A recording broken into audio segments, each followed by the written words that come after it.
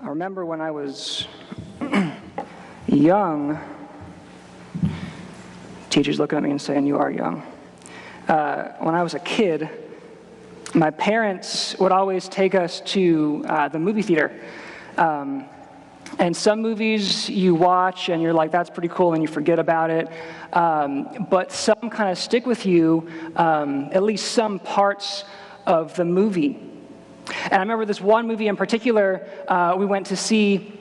There was basically like a family, and they were kind of like secret agents or whatever, and very childish movie. Adults probably wouldn't get into it that much, but there was like a kid, a young boy in the movie, and he dealt with a lot of anxiety. Like every time he turned around, he was just anxious and afraid. And so in the beginning scenes of the movie, it showed him wrapping Band-Aids around all of his fingers because he had grown worrywarts. Like all 10 of his fingers, it just had Band-Aids all over the place. And what he had to do, because in his mind, he was just afraid of everything. So he was too small, too dumb, too weak, too little, too much of everything. And throughout the storyline, he had to kind of come to grips with reality, which was really, he wasn't any of that stuff. He had to face his fear. And at the end of the movie was pretty cool because the end scene was him just kind of like taking off the Band-Aids because he had healed himself. And so it makes me wonder, talking about anxiety this morning, I got to wonder and ask the question for you, how many Band-Aids are you wearing right now on your fingers? I mean, what kind of worrywarts are you trying to treat right now? You say, well, I have too many to count, Kyle. Every time I turn around, there is another Band-Aid coming out of the medicine closet because I can't keep track of all the things that are coming to me from the left to the right, from up and down. And so I'm just constantly pulling out these Band-Aids because I can't treat myself. And to be honest, whether we want to admit it or not, we all deal with some kind of anxiety, right? Here or there. And probably as I'm speaking right now, is one specific thing, or maybe multiple things that are kind of popping into your head, like boom, boom, boom, boom, as I'm talking right this instant. So just in a few minutes, we're going to go to the book of Philippians, and we're going to see that we are called to stay away from anxiety because it's a real thing, and we all get trapped in, and some of us deal with it more than others. Because when we don't know the future about whatever circumstance lays in front of us, we start believing that God is not going to come through for us. And we don't like that. That makes us feel very uncomfortable. It makes us feel uneasy. And if we can't control or know the future, that really messes with a lot of you guys, me included. We're like, I don't like that. It might be, how am I going to fix this relationship over here? When is my boss going to give me that promotion that I earned 5 years ago, but I still haven't gotten yet? How are we going to afford the bigger house we need? What if this situation doesn't really sustain? Did I make the right decision? How will my kids end up when they're grown? And when I'm too old to grow to care for myself, who's going to come and take care of me? And that's just a drop in the bucket for some of the anxious thoughts that we take in on a day-to-day basis. I know there's some kids in here this morning too, and that's awesome. You guys might be thinking stuff like this: am I going to make new friends in my new neighborhood or in my new class this year? Am I going to pass the tests required for me to go on to the next grade? Will other kids accept me for who I am? Those are real questions. And the sad truth is that we become anxious when we stop trusting the one who already has all the answers figured out. Let that sink in a second. We become anxious when we stop trusting the one who already has all the answers. And when we stop trusting the one who already has all the answers, our hearts and minds are open to whatever kind of anxious feelings or anxious thoughts that Satan wants to throw our way, because we have nothing there to guard our hearts, nothing there to guard our minds. Because anxiety really stems from a lack of trust. So when we're anxious, our eyes are fixed on the problem. I've got to take care of this. I don't know how this is going to work out. I can't think of anything else but this. And so when our eyes are fixed on the problem, our eyes are then not fixed on Jesus. And so we've come to a lack of trust in Jesus, the one who has already figured out everything that's going to happen. And Paul and the people in Philippi could attest to those overwhelming feelings very well. A little backstory on the book of Philippians. For those of you who are not aware, I know Pastor Dave just took us through the book of Acts, and in chapter 16 of the book of Acts is when the church of Philippi began. So I'm just going to briefly recap, because it seems like chapter 16 of Acts was like 3 months ago, right? It was a while ago. And so what happens in the book of Acts chapter 16, a very roller coaster type trip. This is Paul's second missionary journey. And so it was Paul, it was Silas, it was Timothy, and it was Luke. And they were traveled into the city of Philippi, which is located in Macedonia. And they had a lot of things happen. So just the bullet points. They met this lady named Lydia, okay? And she came to know Jesus, which is really awesome. And then Paul and Silas are walking along the road, and they have this slave girl following them, prophesying, and Paul gets annoyed and frustrated, and he casts the evil spirit out of the slave girl. Well, the slave owners don't really appreciate that much, because then they're not going to get paid, and so they take Paul and Silas, get them thrown into prison.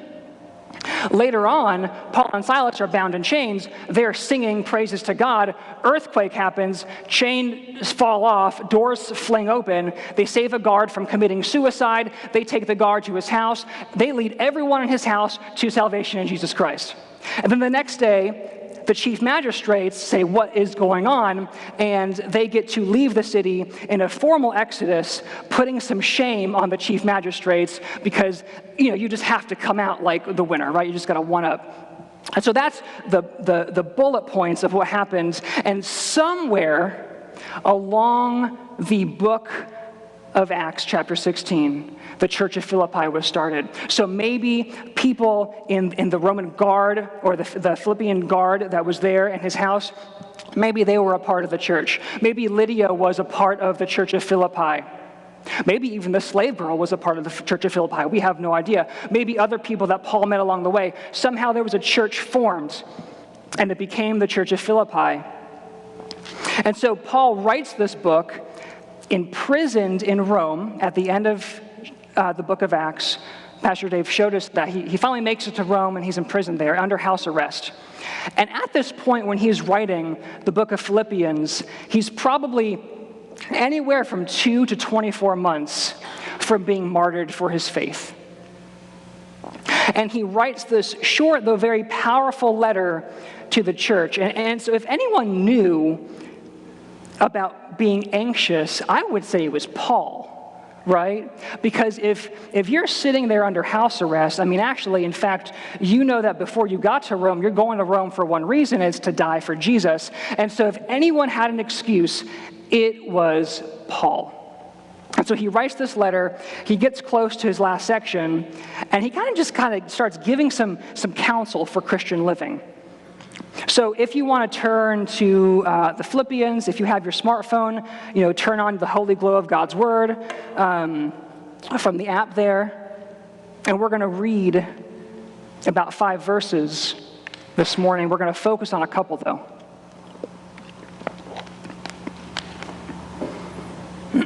So let me read Philippians chapter 4, starting in verse 4. This is Paul. He's saying, "Rejoice in the Lord always. I will say it again, rejoice. Let your graciousness be known to everyone. The Lord is near. Don't worry about anything. But in everything, through prayer and petition with thanksgiving, present your requests to God. And the peace of God, which surpasses all understanding, will guard your hearts and minds in Christ Jesus. Finally, brothers and sisters, whatever is true, whatever is honorable, whatever is just, whatever is pure, whatever is lovely, whatever is commendable, if there is any moral excellence, and if there is anything praiseworthy, dwell on these things. Do what you have learned and received and heard from me and seen in me, and the God of peace will be with you. When we're anxious, we tend to draw towards things that kind of help us forget about the anxiety coming at us.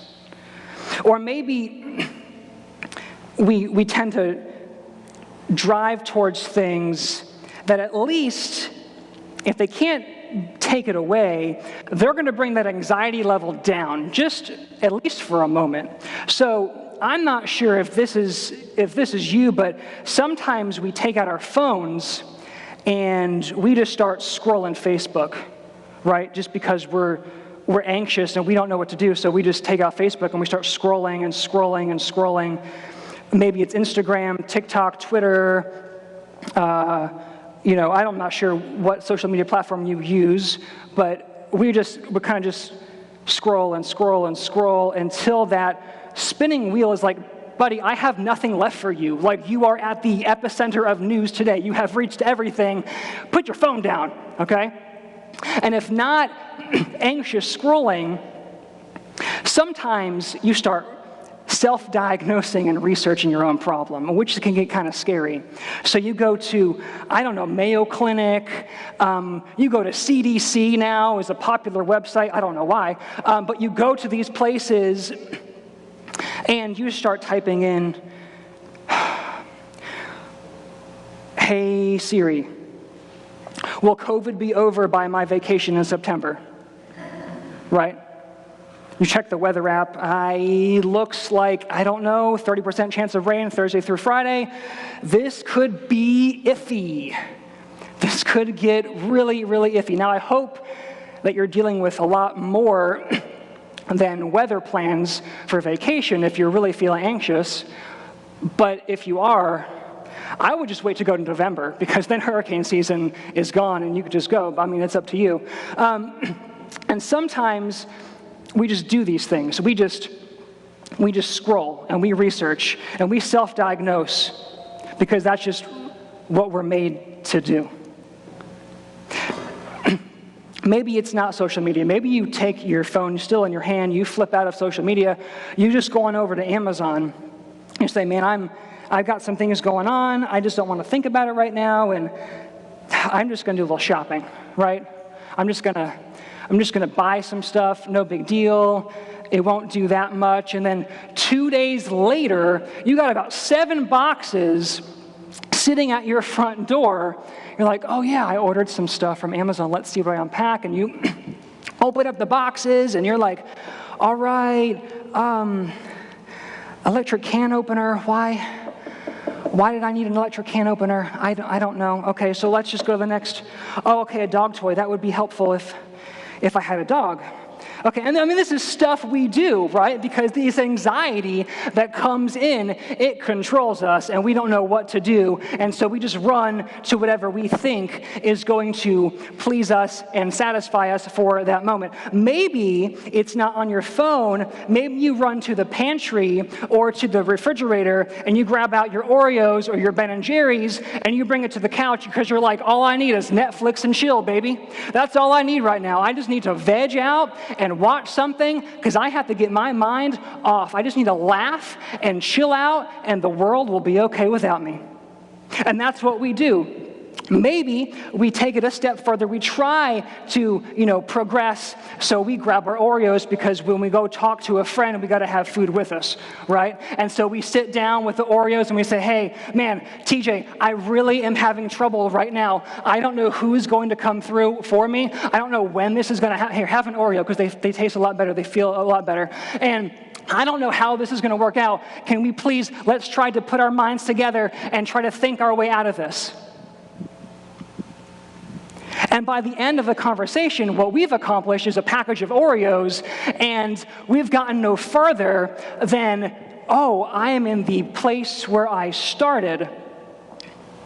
The hard-hitting truth before the conversation even began. Or maybe it's just, I'd like to go to bed right now. I'd like to just forget everything. So I'm going to go to bed. It's 8:30, 9 o'clock. Don't bother me. Because I can't take this. I can't handle, and frankly, I don't want to. So I'm just going to turn the lights off and hide myself in bed, wake me in the morning, and maybe it'll be different.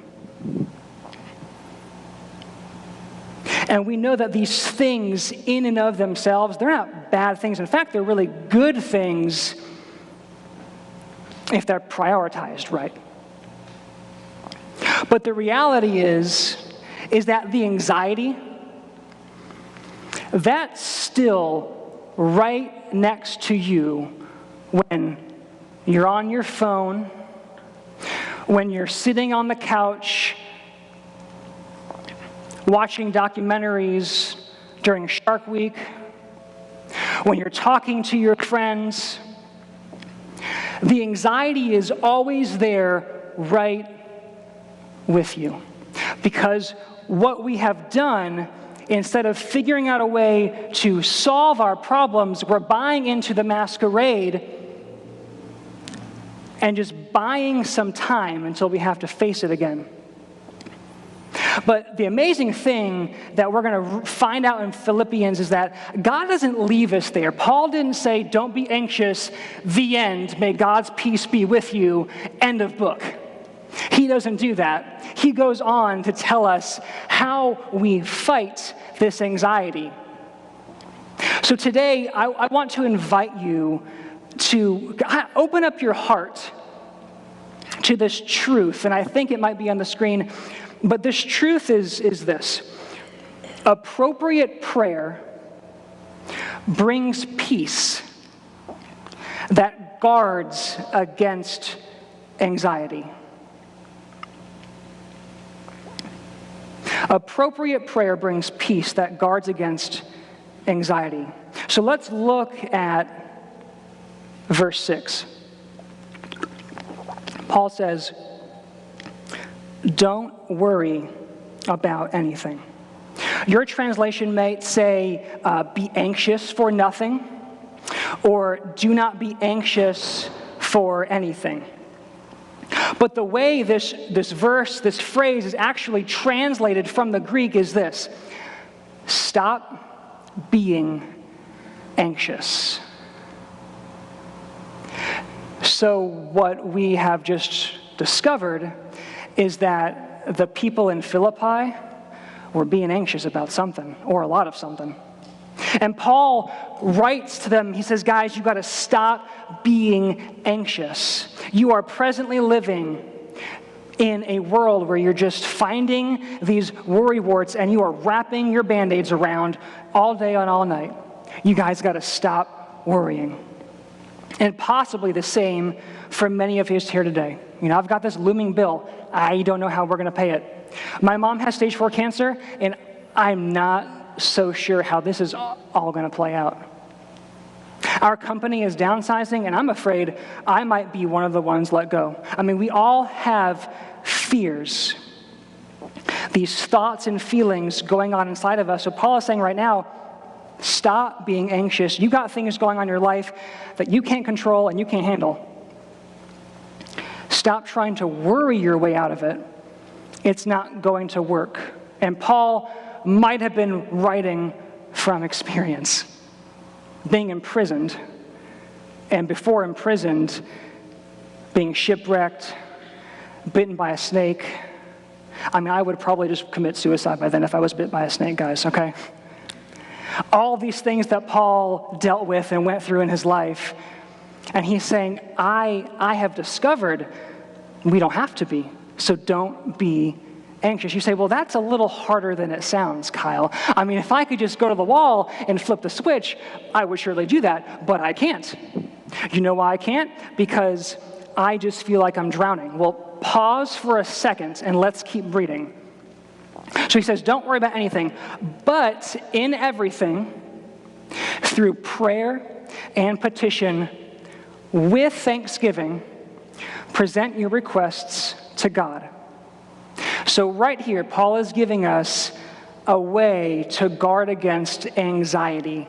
And it's through the most powerful channel we as Christians have, and it's through prayer. So in every circumstance of our lives, Paul is telling us that we've got to make prayer the number one thing we do, God's the number one person and the thing that we go to. It's not Google, it's not Netflix, it's not food, it's not sleep, it's not friends, it's not Amazon, it's none of that stuff. It's prayer. And there's a specific formula as well that Paul gives. Because prayer is more general, it's broad. And prayer can be whining, complaining, demanding, because prayer is just talking to God. But in actuality, what prayer is worship and adoration of God. But since we think sometimes, well, prayer is just talking to God, I just got to let my feelings out. And so prayer can be all that stuff. So Paul's stopping us and saying, not just prayer. I don't want you to start yelling at God, because God even might shut his ear off to that kind of prayer. No, Paul says, through prayer with supplication, with thanksgiving, present your requests to God. So again, prayer, more general, but then you've got supplication, which is this idea of petitioning, requesting, pleading. These are emotional, heartfelt words. I'm going to go to God and petition. You beg. And Jesus this morning is inviting me, he's inviting you to come to him through prayer and tell him simply what we need. And you know how I know that God wants him to tell us our needs? Because he cares about us. I heard this quote this past week about God's concern for us, and it was amazing. And this is a paraphrase, but he said, the writer, it says, he, God, is more concerned for us than we could ever be concerned about anything else. Did you catch that? God, the Creator, is more concerned about his children than his children could ever be concerned about anything else in this world. So whatever difficult situation you're going through right now, I don't know exactly what that looks like in your life, but how hard you're trying to struggle and get through this, God is on the other side going, I care way more about you than you would ever be concerned about this problem. So come to me and tell me what you need. And so we ask this question, so why would he not want us to come running to him and tell him what we need? 1 Peter chapter 5, verse 6 and 7. Peter is talking to the church that he's writing to, and he is talking about being humble versus being proud. And he gets to verse 6, and he says, humble yourselves, therefore, under the mighty hand of God, so that he may exalt you at the proper time, casting all your cares or anxiety, same Greek word, on him, because he cares for you. He's calling you, he's calling me to tell him our concerns. What's going on, son or daughter? Come tell me, what is troubling you? I know your heart's desires. I know exactly what you need. Do you not know, have you not remembered that I feed the birds of the air and clothe the grass of the field? How could I not care about an amazing child of mine? Come and tell me what you need. But there's one more part to this formula, and it might be the most game-changing part, depending on who you are this morning. And it's thanksgiving. It's coming to God with a thankful heart for how he has proven himself and provided for you and for me over and over again. Because we've already realized he knows what we need. He knows our deepest desires. But here's why thankfulness is key in this whole equation. Because thankfulness stems from humility.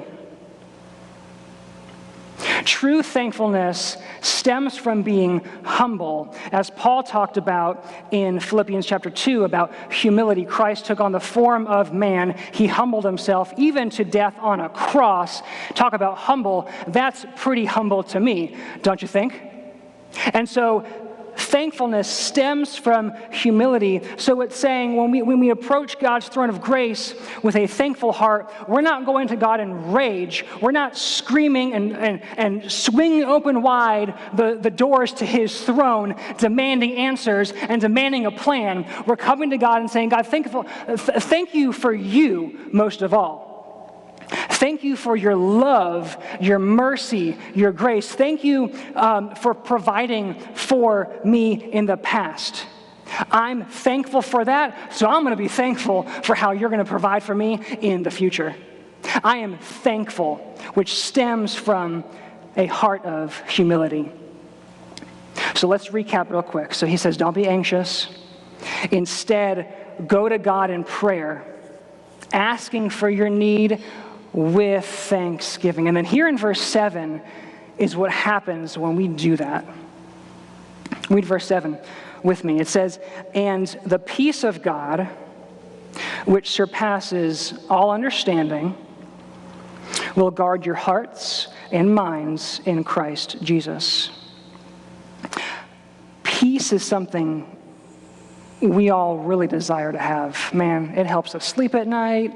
It's unifying. It keeps relationships together. Peace is it just sounds good, right? It's, peace. Peace. I would always ask my mom what she wanted for Christmas when I was growing up. I just want peace in the world. I just want peace, just a little bit of peace. That's probably all mom's requests for Christmas and every day of the week. But the definition of peace is really important here.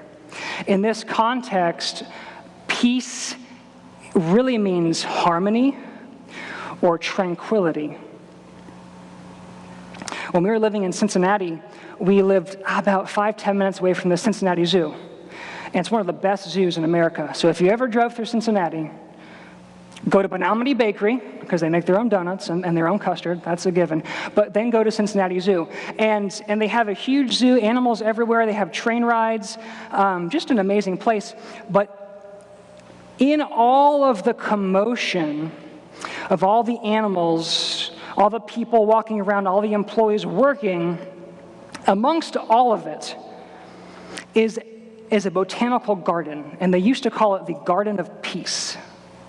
And I've been in there when we were there with our church. Me and the other pastor went into this Garden of Peace, this botanical garden.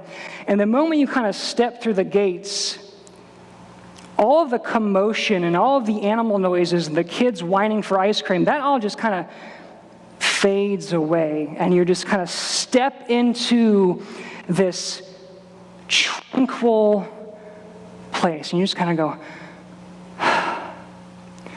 this is peace. And so we would sit there and we'd pray and we'd read and talk and plan and pray more. But we couldn't really hear anything that was going on outside of the Garden of Peace. We knew there was stuff going on outside, but it wasn't interfering with us in the Garden of Peace.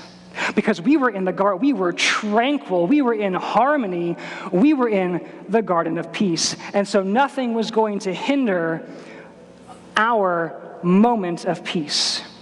It's an overwhelming sense we get that though there might be things going on all around us and attacking us, our eyes are fixed on Jesus and nothing else matters.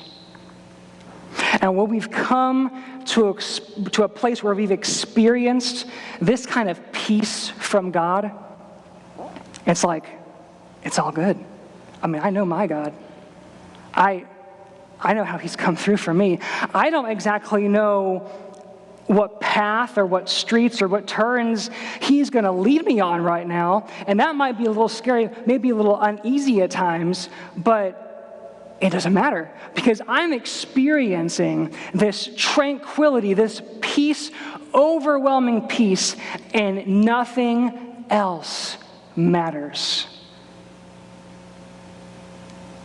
And you're like, okay, well, that's awesome, but how does it guard my heart and my mind? I mean, do you even know the thoughts and feelings that go on inside of me? I mean, Kyle, I am a black hole level. You don't want to venture down there because you will probably never get out. How in the world would a peace from God guard my heart and my mind? And I would say to you, you are right.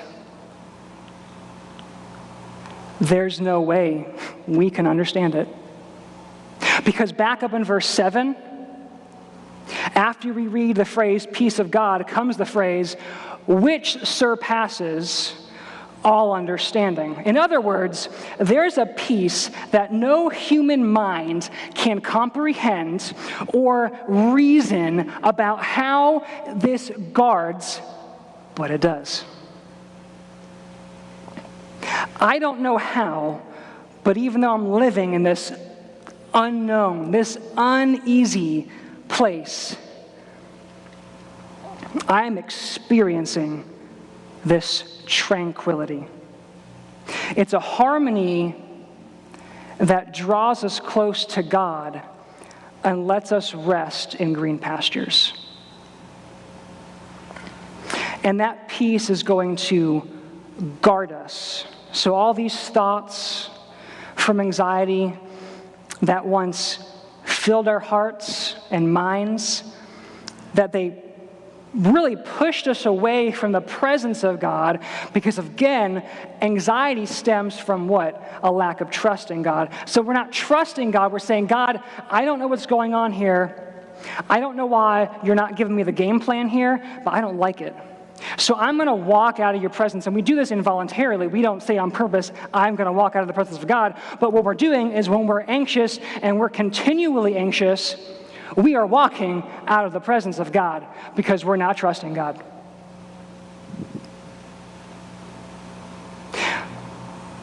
But when peace is guarding us, that's when everything starts to change.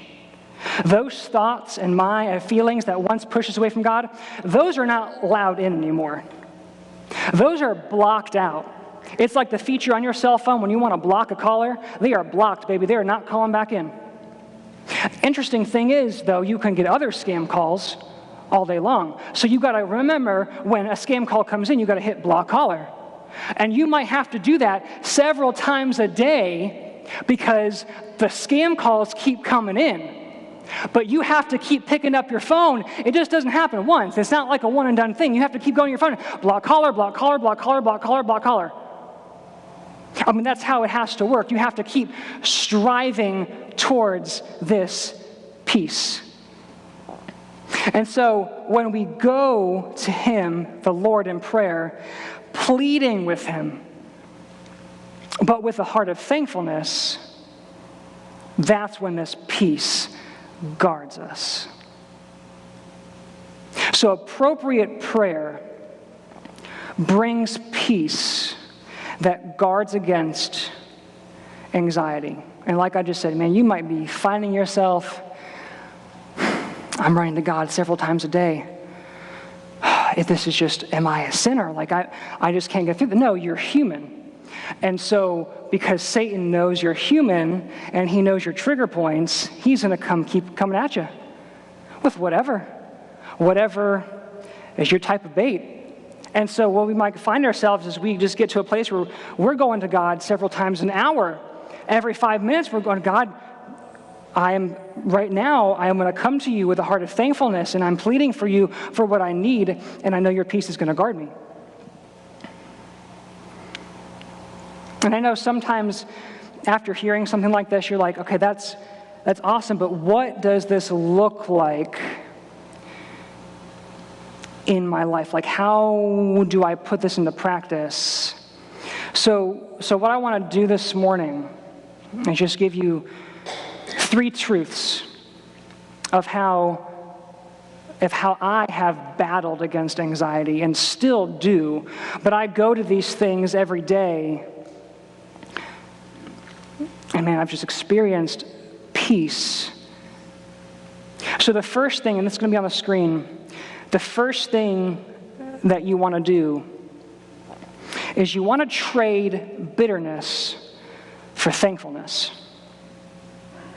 You might be in a situation right now where you're just waiting on God to move in an area. You're not happy with how things are going, and you're almost just demanding God to come and work a miracle. Because that's what we deserve, right? We just deserve God to do this for us because we don't like this icky situation that we're dealing with. And I would welcome you this morning to trade that bitterness for thankfulness. Instead of, God, why do you want me to be miserable? God, why don't you care about me? I can't believe this. It's instead, God, this situation stinks, like this whomps. But I want to just thank you for never leaving me behind. You never left me in the past, and I know you love me so much because I am your child, and I'm going to praise you right now. And I'm going to thank you for how you are going to move when you do. Because when you move, it's going to knock my socks off. It's going to be so awesome. So we got to trade this bitterness for thankfulness. The second thing we might need to do is to simply turn it over to God. See, whatever thing, feeling, or thought that you are going through right now, do you realize that it's not yours? Whatever kind of area you're living in, whether it be your job or your family or relationship or finances, none of that is ours because it all comes from God. So what we need to do is say, Lord, this business is yours. God, these kids of mine, they're yours. This house is yours. This relationship is yours. This sickness is not even mine. Come and take care of this. I just want to be a good steward of what you've given me to oversee. So I'm turning it over to you. And the third thing that we might want to do is to trust God with it. And it's kind of a domino effect, because if you do the first two, then I think you're pretty much going to almost guarantee you to do the third one. Because if we're coming to God humbly and thanking God, we're going to be more inclined and open to give it to Him. If we're coming to Him from this humility, we're saying, God, yeah, this is yours. I don't even know why I've been trying to carry it. I don't know. But I remember what Peter says is to cast my anxiety on you because you care for me. So I'm thankful, so I'm just going to give it to you right now.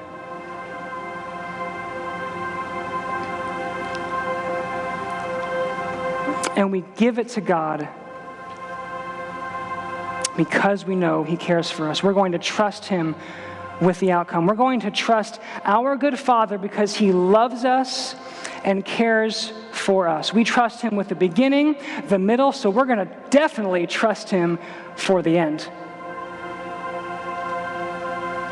Because he is going to be there with us through it all.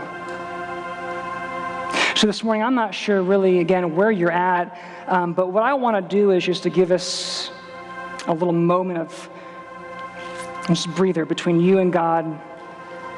I'm not sure if you just want to like bow your head or get to your knees or whatever you want to do, whatever God is leading you to do, but I'm just going to give you a moment to where you can get alone with God and your thoughts and your heart and just ask him, plead with him. Maybe you want to go through this list and maybe you say, God, I need to trade this bitterness for thankfulness right now. Because I've been so bitter. And really, in actuality, there's no reason to be, because of how much you love me and how you've come through for me before. So I know you're going to do it again. Maybe you want to just to turn it to him and say, God, this is not mine at all. This is yours. This is your situation. You come and take this from casting it on you. Or maybe you're to the point where like, God, you know what? I'm going to trust you with this. Because I believe you. What we want to do is get to the point where we're unwrapping the Band-Aids from our fingers, saying, oh my goodness, I don't feel